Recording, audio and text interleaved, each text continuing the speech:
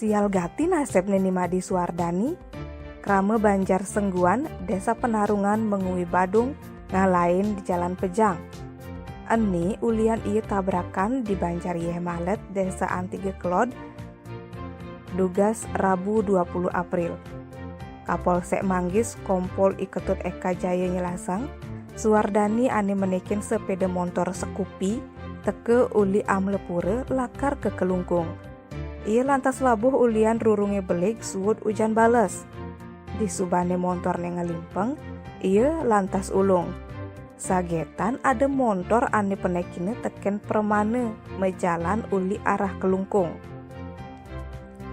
Ulian bespa, permane ane asal Banjar Dinas Luhur Desa Padang Bae Manggis singida ngelidin.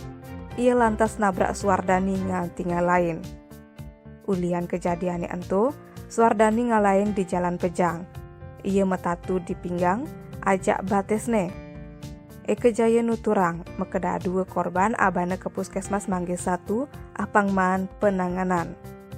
Yen jenazahne Suwardani langsung cemake ajak keluargane. Tim Bali Express ngelaporang.